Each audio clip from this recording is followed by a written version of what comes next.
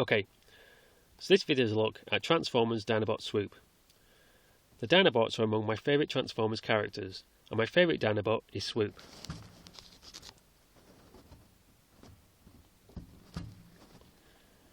I think it stems from the story in this comic, which is one of the earliest comics I got.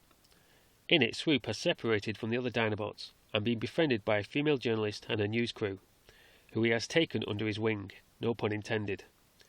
That's what I like about it. It shows a different side to the Dinobots. They're not all surly and uncooperative, at least Swoop isn't.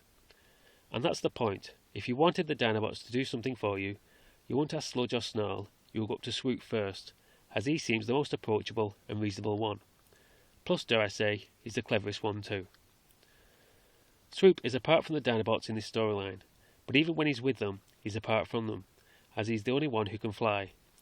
While the other four are walking slowly on the ground, which is the Dinobot's only weakness, he's soaring above them. And as a lot of Decepticons are jets, it's Swoop who has to deal with them first.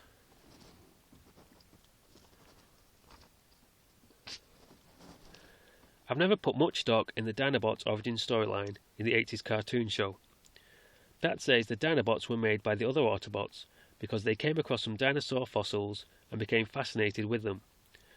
But why would you create an ultra-tough group of Dinobots you frequently call upon to get you out of trouble, and then make them rebellious and difficult to control? It doesn't make any sense.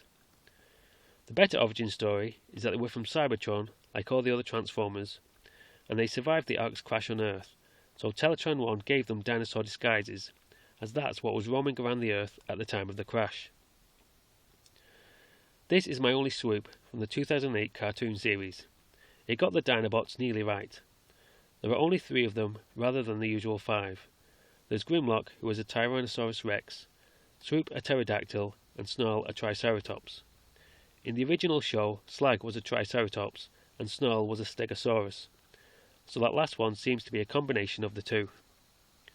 At least they look like them, with the grey, red and gold colour scheme. It could have been a lot worse. I have thought about stumping up the cash and buying an 80s Swoop off eBay, but I've heard bad things about the toy, like his wings can be fragile and they won't stay in place. But this is a really good version of him and will more than do. They sort of gave Swoop an arch nemesis in Transformers Armada.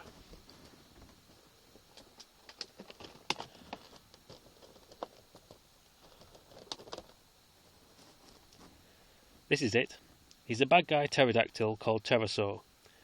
As he's from Armada, he comes with a Minicon partner called Ironhide, which, when they're combined, gives him an edge over Swoop. But if I've got anything to say about it, Swoop will always win.